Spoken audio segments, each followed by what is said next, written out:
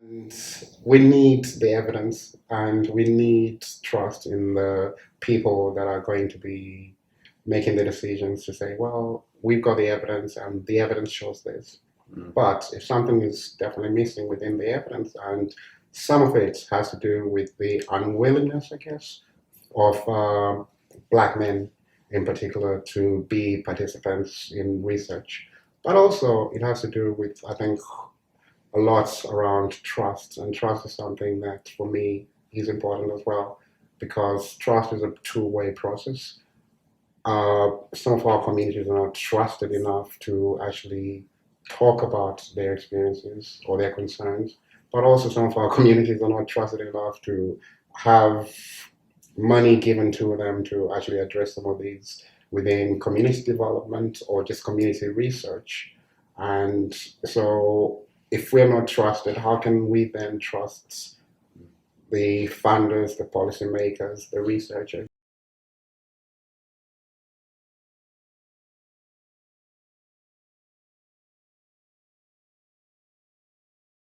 Nyikavaranda, and I'm a researcher based at Brighton and Sussex Medical School and also based at University College London. And my main research interests are around health inequalities and access.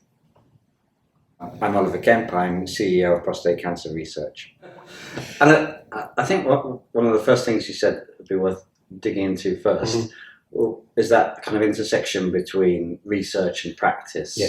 And I suppose there are problems at all stages of that circle between, I don't know, writing a damning report to what is actually being done about it.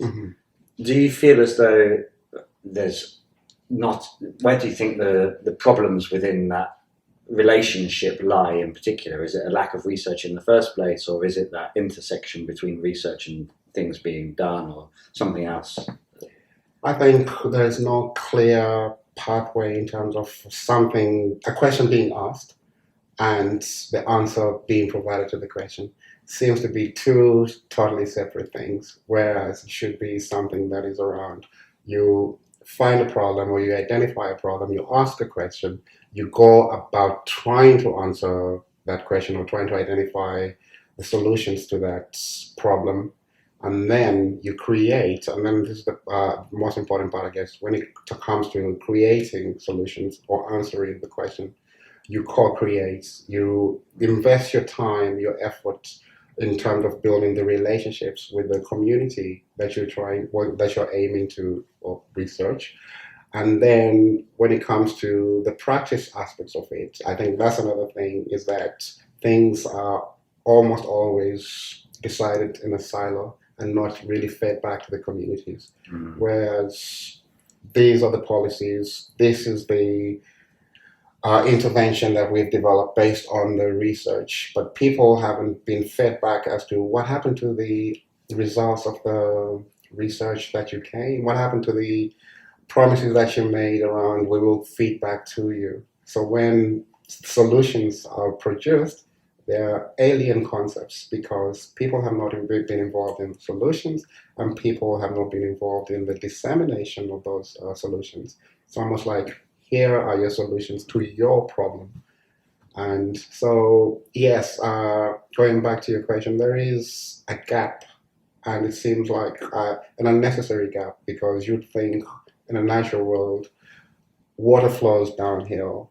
And so the question definitely should be flowing downhill, but in a scientific term, it would be that, well, once it reaches the sea, there's evaporation, and then there's condensation. That's a cycle, at least, as you can see. Whereas with research, policy, and practice, it's almost like totally different things. Yeah, and I remember when we started looking into access to clinical trials, for take an example, and the lack of black men participating in clinical trials. Yeah, actually, black people in general, but particularly for us, focused on black men. I could find 7 pieces of research that pretty much said the same types of things. Kind of the ways in which we should be aiming to resolve these problems are engagement with local communities, delivering the right message in the right way at the right time. Yeah. All the things that you must know. And I couldn't find anything that had used that research to actually implement even a regional program.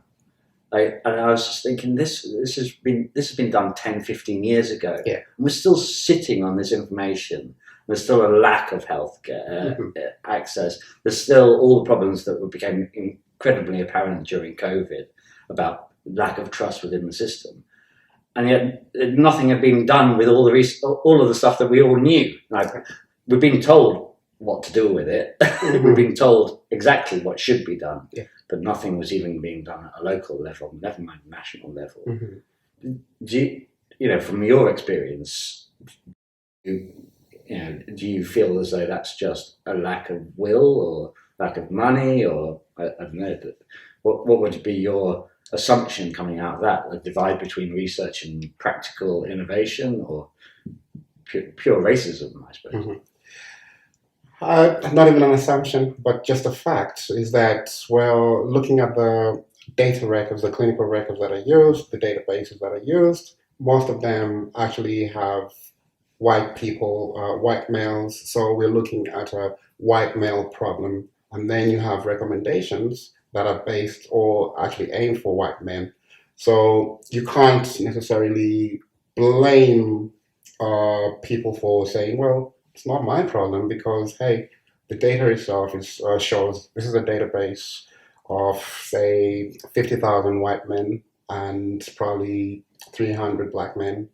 And therefore, when it comes to policy, you'd think that, well, this policy is actually for and aimed for white men, which would be, I guess, in any other world, be fair enough, because that's the case. But then what's missing out of that data is the fact that there are inconsistencies in terms of data collection. There are inconsistencies in terms of involving people, engaging people, recruiting people, or even part of the research teams. They are lacking diversity. They're lacking black men within their teams.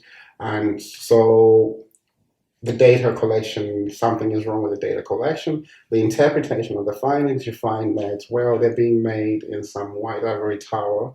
And, well, this is what we think the data is saying, and nothing around, well, wait a minute, how come even though you have these 300 black men, they seem to, perhaps out of those 300 black men, probably 259 of them seem to be having issues around any kind of condition. I'm not going to be specifying what kind. And then you find that, well, out of these 53 or 56,000 white men, it's only, well, it is, oh my gosh, it's 6,000 white men that are actually, are having this issue. So you look at it, well, as in the figures, say, well, there's higher numbers for white men, so, and nothing around the black men. But when you look at the ratio, that's when you start to question things. So I guess within prostate cancer, for example, it's, when you look at the UK, England setup, it's 1 in 8 men that will, in their lifetime, be affected by prostate cancer.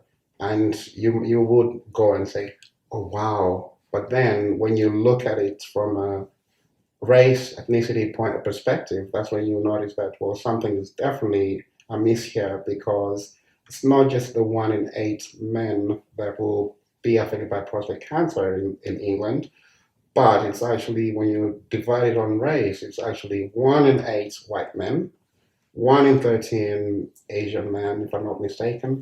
And then for black men, it's actually 1 in 4 men. And that's when you start to think, well, something's definitely wrong there.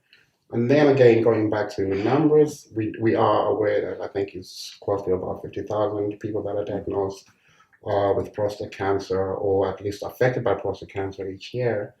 And yet 144 people are actually dying. So by the time we finish talking, someone would have actually died as a result of prostate cancer. However, going back to the whole number crunching and the ratios, you find that, well, if a black man is likely to be diagnosed with prostate cancer, is likely to be affected by anything going around with the treatment around prostate cancer. And then you look at the research, for example, that says that, well, yes, they're 2.5 times more likely, or 1 in 4 are more likely to be diagnosed. And then you think about, okay, well, if this is the research that's telling you this, what's happening to the policies, the practice, the everyday looking after people, treatment options, diagnosis, and the wider health system is actually built against Black people's access, means of accessing the system. So you have the research, but then when it comes to the practices, it's something that actually is damning as well because you have health inequalities, racial disparities, and you have downright negative, stigmatizing prejudice and everything that you can think of that shouldn't be existing in this day and age just because you're treating your fellow human being differently because they look different to you based on skin color. And I was interested when I was looking through the notes for this meeting. You gave an example of when you had experienced that yourself, and I suppose the long-term implications on your own trust in healthcare. Could you just talk me through that situation? Because it really highlights some of the problems. Yeah, sure. I mean, I work with several health institutions, NHS institutions. I work with different universities as well. So I think I'm confident enough to actually be in a position to address my health concerns when I identify those. And an example was that I knew, not even suspected, I knew I had a fracture in my leg and I knew what the fracture was. And this is something that I was actually quite aware of. I suspected that, well, if it's this place in a part of my body, then it must be one of these bones. And I went to some clinicians and my experiences were quite different from the people that actually reported having broken bones or fractures during that time because in my case I was asked several times like how do you know you've got a fracture, how do you know something around there's this concept that Black people don't feel as much pain as other people. So I think for me, I assumed as it was that I wasn't being trusted that I was in pain. And I asked for an x-ray that can you actually just have an x-ray checked for my fibula? And I was questioned as in your fibula? Do you know what a fibula is? So I was being questioned as into my knowledge around my condition. So going back even just to again the conversation around prostate cancer. So if I have concerns around perhaps my urine retention or pain wasn't trying to wee or something, and I don't feel like I will be believed. And I actually questioned myself because I was asked several times, do you even know what a fibula is? And even at my insistence, several times that I needed to have an x-ray, I was x-rayed and I was x-rayed in the wrong parts and the radiographer said, well, they said I should x-ray you in this region. I said, well, that's not the case. I actually am saying that my fibula, something is wrong with the fibula. And went back to the clinician, second clinician as well, and they actually said, well, there's nothing wrong with you. And I said, I know there's something wrong with me. And so that insistence, and I'm not even going to go back. Well, I should actually mention this because it was part of my experience. 2 different clinicians actually asked me, pretending to be looking at the notes, which I know for a fact, a lot of these questions are some of the questions that we design, So for someone to actually ask me, like pretending to be looking at the notes and asking, are you in a gang? Are you part of a gang? And I'm thinking, well, what's that got to do with anything? Because I am not part of a gang, but I just assumed it's the way I was looking that people would ask me if I'm part of a gang. So that was a really horrible experience, and it made me feel like, well, if I am part of the medical research environment, and I'm being made to feel this way. What about someone that's perhaps not in a position like I am to actually know and identify and actually state with the clinical name, if it be that it's actually my fibula? How would they? What if it's someone that's perhaps newly arrived, that English is not their first language? What's going to happen? What if it's someone that's already has experienced racism and all sorts of nasty, I think, experiences, and they don't have the confidence to actually state or to actually, insist on a diagnosis and also insist on treatment. I had to insist on a diagnosis. I had to insist on treatment.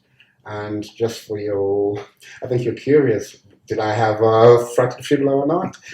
Well, I assume you did. well, that's the thing.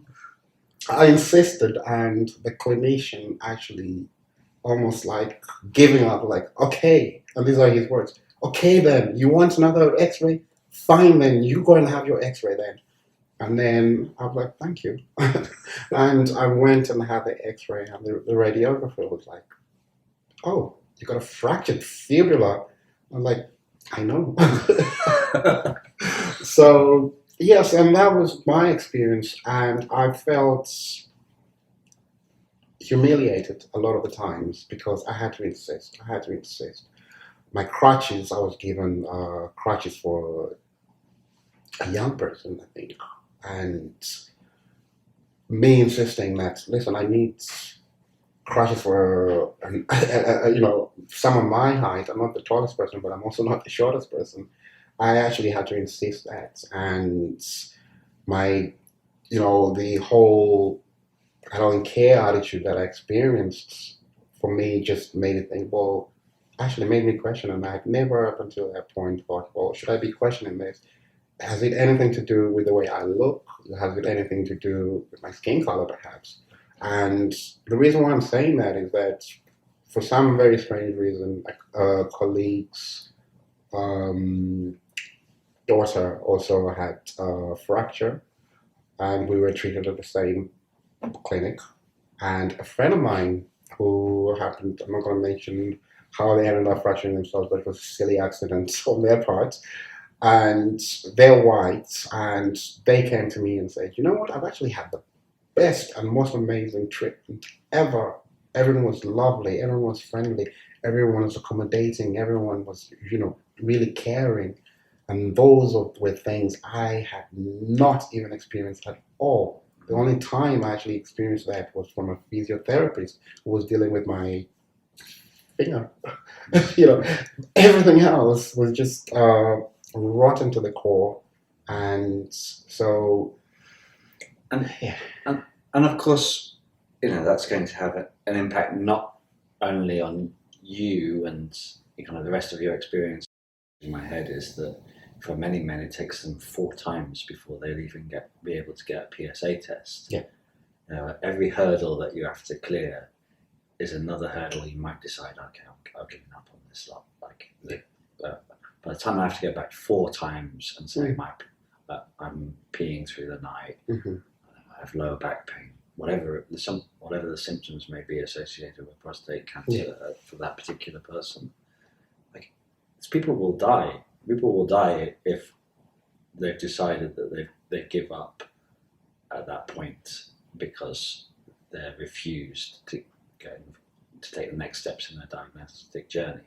That's a very serious implication for the numbers of people who, just talked about it, 12,000 men a year, twice as many black men as white men are dying of prostate cancer. And every barrier that needs to be crossed and every bit of racism that's come up until that point will mean that it's got very serious implications for somebody who's an older black man but who's receiving what amounts to racism, doesn't it? It does, and it's not even just giving up. I mean, just like you've mentioned, it's people's lives. People die, and people die waiting. People die because they've been misdiagnosed. People die because medication treatments have been withheld, and a lot of it really has to do with racism. we cannot actually hide against, behind equality, diversity in terms of we're doing this to improve. We actually have to mention this and say, listen, well, there are issues when it comes to how people are treated just because they're different. There are issues when it comes to black men in particular not having equal access to diagnosis, not having equal access to treatment, not having equal access to support, emotional and practical support. So it's not just about the black man, but it's also around his family, his wife, his sisters, his brothers, his daughters, his friends, his community, his relatives. They are all part of that circle. So if he's experiencing that and they're saying that, well, nothing is being done to help him, to alleviate his pain, to alleviate any kind of condition that he has at that moment, well, there will be a mistrust. And again, I think going back to, I think this has been mentioned so many times, like the Tuskegee syphilis study, as well as what happened to Henrietta Lacks's cells as well. And even going up to what happened in Zimbabwe with the HIV trials as well. So those were mainly aimed at black people. And what outcome was that for them? It was just damaging. It had been damaging. And for us, it's been like a historic occurrence throughout. So there's this, I think, weariness from generally, I'm not talking about every black person, but generally speaking, there's mistrust. And before that mistrust is dealt with, and not only that, but before people, society, attitudes, practices, research as well, changes, it's just going to keep happening that, well, we will have these statistics and we will keep talking about them till the end of time, yet people are actually dying. And going back to, I think, a very powerful statement that you said around giving up. So yes, I spoke about people dying, but I think for me the worst thing is knowing that there was actually help for you. There was actually a potential for your life to be saved, and yet people didn't do anything. Services didn't do anything. And those personal stories will travel. It's not just going to be the impact on that individual, as you say. It's going to be once read something that a bad story travels 9 times faster than a good story. Oh, yeah. So, yeah. And in this context, that's horrific. For that position where somebody's not being treated and had the chance for their life to be saved, then that story is going to travel not just around their family but around the community, isn't it? It is. It is. And that's why I think I emphasize that it's not just the one black man that has lost their life where they could have been saved for it, but it's also the whole community that's destroyed as a result. And I think we talk about, intergenerational stuff, and it almost seems like something that's is not possible. It cannot be possible. But if my grandfather, if my father and myself experienced this, then it's most likely that my son and my grandson and my great-grandson are going to experience the same things. So I guess that's where we actually think that, well, when it comes to trust, yes, it's almost like intergenerational. Build trust, you will build trust intergenerationally.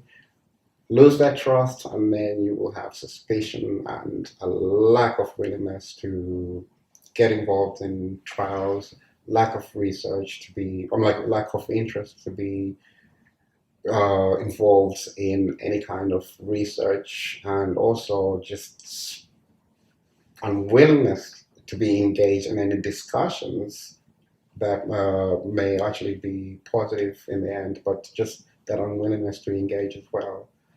And if you were in our position, you were the decision maker of an organisation like Prostate Cancer Research, and you were thinking to yourself, okay, we've got this trust issue. How do we? What's incumbent on us, what would you do in our position, I suppose, to try and overcome some of those challenges? We've spoken a lot about, I suppose, all of the challenges that exist. It would be nice to know there's potential things that we can do about it. What would you do if it was your job? A lot. A lot. And I actually am aware of the great work that you're doing. So I will say that continue doing what you're doing. That's the first thing I would say. And I think for me, and this is again based on my professional perspective as well as my personal. So I think it's around, first of all, having conversations. And some of them may not be comfortable, but it's, definitely these conversations need to be had. But also identifying, we can't always be talking about problems, problems, problems. We also have to start talking about what can we do? What are the solutions? What can we do within our power? What can we do within our means? And I think as an organization like yours, one of the things you can actually do is be great advocates for Black men, because really and truly speaking, we do not have that many. And we want allies. We want people that understand us. We want people that are different from us, but that are willing to actually engage in conversations with us. We want people that will trust us, that will believe in us. And so it's also about, recruiting the right stuff, not just recruiting someone just because of their skin color. I've seen organizations say, yes, we've got 65% of our workforce are from diverse communities, but then how many people are in the leadership, and how many people actually deservedly got into senior positions? So it's around recruiting the right people with the right skills, going beyond seeing color, but actually seeing potential as well. And I mention potential because there are a lot of hungry, talented people that would love very much to be involved in your organization. There are a lot of people that would love to be involved in research as well. I'm talking about from a research perspective, but they are not given the chances. They are not given the belief that, you can do it. They don't see that many mentors. So one of the other things perhaps that you could actually do is around actually highlighting people that can be looked at as role models, for example. And uh, we do not have that many role models within, I would say, the cancer research world, health research world, really, to be honest. They are there, like I said earlier on, but they're never seen. And so, and also mentoring as well, I think it's really, really quite important. Yeah, there was a statistic from Wellcome the other day that it's about half of what it should be in terms of the demographics, the numbers of researchers. They just launched a £20 million fund to try and get more Black and Bangladeshi researchers into research. It's significantly below where it should be in terms of the demographics of the UK. It is, and it really is a shame because there are a lot of people from Black and Bangladeshi communities that can contribute, and just within the medical sciences. So I think looking at some of the advances, especially from a Black person's perspective, I would say we wouldn't be thinking or talking about pacemakers, for example, or open heart surgery, or even blood transfusion, had it not been for a Black person that had been leading on that. And recently, also within the COVID-19 vaccination programs, there have been quite a lot of prominent Black people that have contributed. So, given the opportunity, we can contribute something to society. And I do believe, especially within cancer, I mean, look at Henrietta Lacks's cells. I mean, in terms of cancer research, it is a Black woman that actually is supposed to be the most famous person when it comes to cancer, anything to do with cancer. And I'd love to see that also around, Black men as well. and not just being the victims, not just being the ones that whose body parts are used unethically, but actually the ones that are actually leading on research. And so there is significant lack of black people, black men especially, that are actually leading on scientific projects, on research projects, that are leading major studies around health inequalities, for example. Mm. And there's a wasted potential there for somebody who could have come up with something but was never given the opportunity to. Indeed. And I think it's probably worth, I suppose, thinking about that on an international context as well. You've now got 400 million middle-class Africans. The population is going to age in Africa. You're going to have a whole tidal wave of cancer diagnosis, which tends to affect older people more than younger people. Yeah.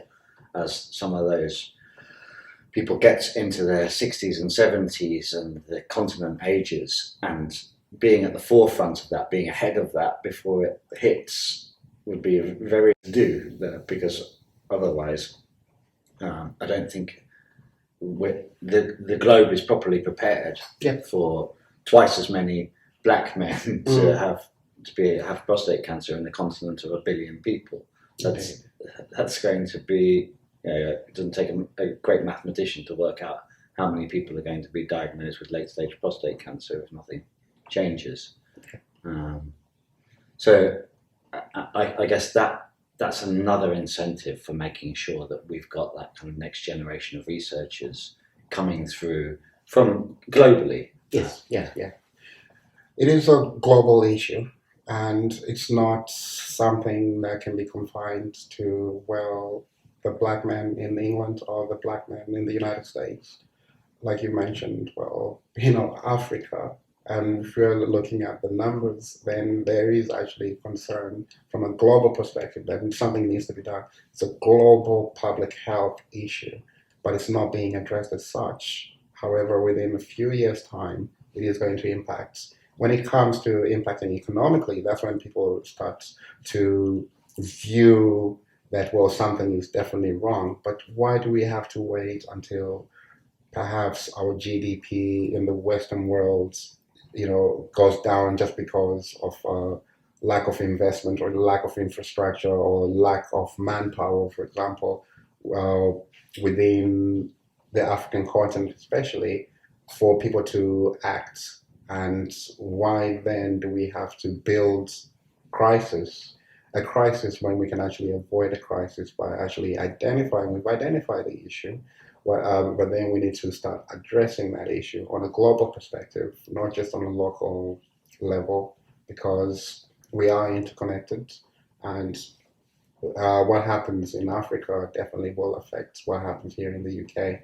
And I think it's really, really quite important that there is a drive, there's a push, there is, ambition, really, that something needs to be done around black men, in particular, dying unnecessarily or suffering unnecessarily when there are actually ways of, dealing with the issue.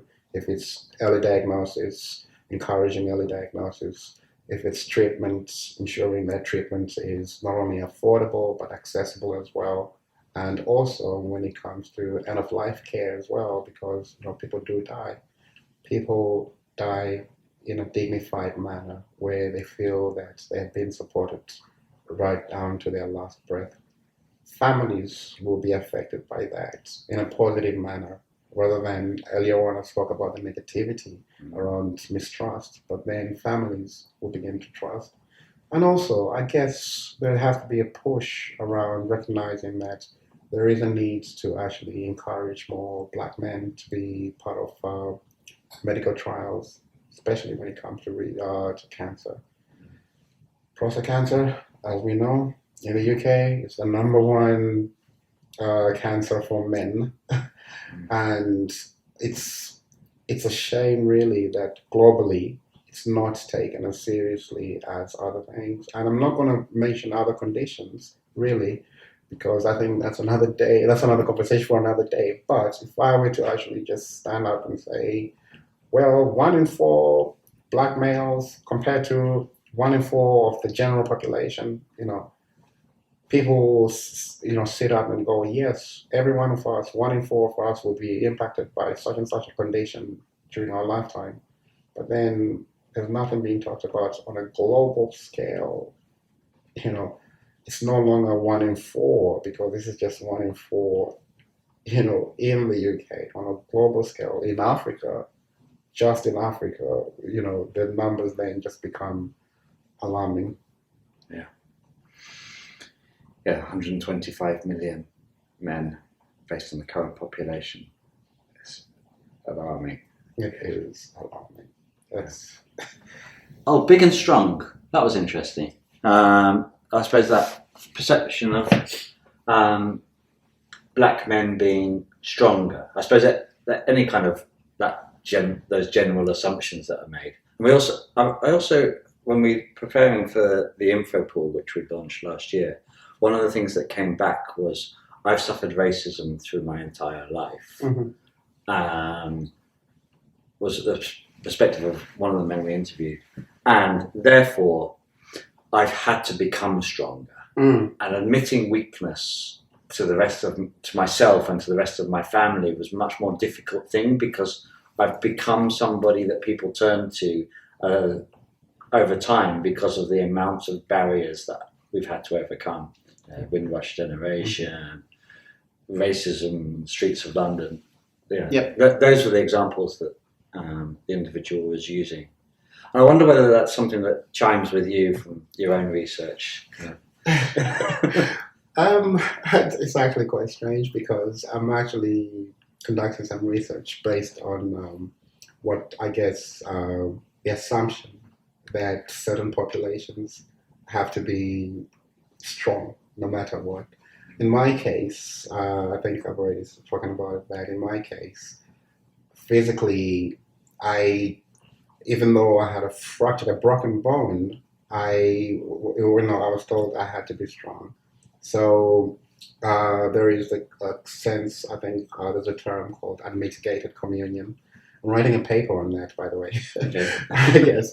And where people are seen as caring too much or so much to the detriment of their own health. And although it's been scientifically, I guess, or academically, been suggested that it's much more unmitigated communion is much more stronger in females. Unmitigated communion, I think, for my part, anyways, also needs to be investigated in the sense of the ideal black man, because even historically during this slavery, for example, the black man had to be strong, physically strong, and the black man had to go out into the cotton fields, had to, stand outside in the rain, winter cold, summer sunshine, whatever the weather, had to be strong. So that was a physical trait that the black man had to have. And do you think that kind of being that forced identity has permeated then? Do you think? It has been throughout the years, and it's not helped by the fact that media, for example, portrays the black man as such. You're not even like a thinking person. You're more the embodiment of physicality and whatever comes with being physically strong. So, but nothing to do with the fact that you actually have emotions as well. And you actually have needs, you actually have concerns about your physical wellness. So it's not to blame society as well, but it's also to blame ourselves as well, because if I grew up being told that a man does not cry, a man has to be strong, of course I'll be very, very reluctant to actually show the softer side to me. I'll be very reluctant to seek support if I have a concern, any health concern. So, but it's quite an interesting thing because I believe strongly that it's not just also the fact that I don't want to seek support because I'll be viewed as being weak, but it's also to do with the fact that maybe I work long hours, so we can't always say, well, men are not willing to seek support. Let's look at what the kind of life they're leading. A lot of people work long hours. A lot of people know that if I don't put food on the table for my family, they're going to go hungry. So they would rather actually work themselves out to ensure that they're looking after their family, they're looking after their loved ones. And sometimes it's the sacrifice that people make. I've had a lot of conversations with individuals, black men, that have said that it is my responsibility to look after my family. But going back to research, this is talked about women, but I'm looking at a black man and I'm thinking, well, actually, something around the mitigate communion actually resonates with your story, that you would rather actually see yourself go down on your knees, to your last breath, than actually have your loved one sleep hungry or your loved one miss out on medication. So those are the kind of stories that we miss out, that there is a caring part to the black man that's never really shown to the world. And that caring part is nothing to do with I am strong, I have to be strong, I can't seek support because I am this strong person.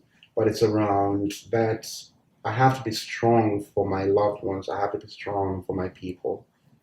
Yeah, it makes me emotional listening to it.